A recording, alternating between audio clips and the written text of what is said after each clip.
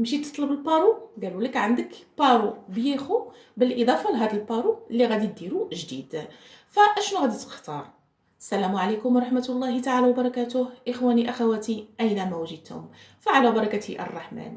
يعني العديد من العمال ملي كيمشيو للسي بي كيبقاو بلا خدمه كيتفاجئوا بهذا السؤال من طرف الموظف اللي في السي بي، كيقول له راه عندك، انا مشيت نطلب البارو ولكن كيقول له راه عندك زوج ديال البارويات، عندك بارو قديم وهذا البارو اللي جيت تطلبو، اشنو تختار؟ كيبقى على حيره من امره، ما عارف والو، في الغالب كيقول نختار هذا. اليوم غادي نتكلموا على الحالات اللي كتكون فيها هاد لا اوبسيون، اللي كتكون فيها عندك جوج ديال البارويات تختار واحد فيهم. كذلك كيفاش يمكن لك تختار ما بين القديم والجديد، واشنو هو مصير البارو الجديد الا اختاريت القديم، واشنو هو مصير القديم الا اختاريت الجديد. في الحاله اللي كيتواجهوا هذا التساؤل كيقول لك يعني الموظف في السي بي ملي تمشي تطلب البارو انه عندك واحد البارو بييخو زائد هذا البارو اللي جبتو اليوم. كاين حاله وحيده، الحاله اللي كيكون العامل سبق وانه طلب البارو وكان هذاك البارو الشهور ديالو كامله ما استفدش منها. مثلا البارو القديم كانت عندك 6 ديال الشهور، استفدت من شهرين، خرج لك عمل، مشيت تخدم درت الطا، اذا بقات لك 4 شهور. ديك 4 شهور هي اللي كتسمى بارو بييخو. مشيت يعني خدمت، جمعت الايام، شاءت الاقدار بقيت بلا عمل، مشيت مره اخرى دير السوليسيتود نتاع البارو جديد. اذا هنايا قالوا لك عندك واحد قديم، القديم عندك فيه 4 ديال الشهور، وهذا مثلا حتى هو عندك فيه 4 ديال الشهور، يعني اذا خدمت 360 يوم. هنا كتقول لك الموظفه ولا الموظف اشنو تختار ما بين القديم او الجديد.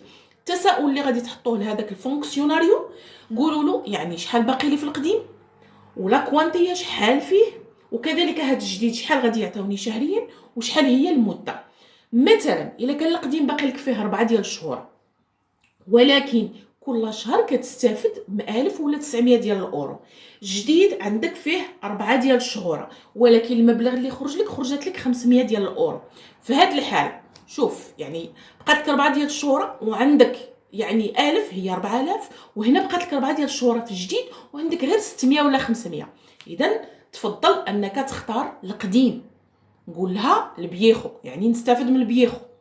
العكس الا كان جديد مثلا فيه اكثر من القديم، مثلا فيه لا كوانتيه عاليه والمده الزمنيه وغادي تحس بانه غادي يستافد، اذا الغرض من هذا التفسير انك حاول تسول اخي اختي على راسك ملي كيقولوا لك عندك زوج ديال البارويات بييخو ونويبو واحد قديم وهذا جديد، قول لهم شرحوا لي القديم شحال باقي لي فيه وهذا شحال غادي يكون محقي، لان قانونيا عندك الحق في 10 ايام باش انك تختار ما بين النويبو والبييخو. ونزيد نسطر عليها مساله قانونيه، يعني انت راك تقدمت بالسوليسيتود، قول لها خليني نشوف شكون اللي احسن، واش هذا ولا هذا، ومن الافضل غير تما تشرح لك واختار، انما ما تخلطش وتختار تقول جديد ناخذ جديد. فهذا خطا كنرتكبوه.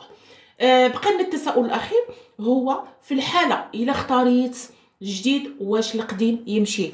فالجواب نعم، الا اختاريت يعني البارو جديد اللي درتو فالقديم صافي، يعني هذوك الشهور اللي ما كليتهاش مشات.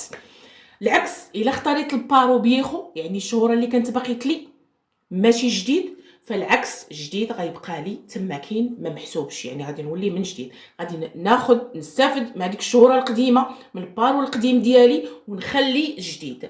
اذا راه شرحت لكم بما فيه الكفايه، كيبقى الاختيار الصائب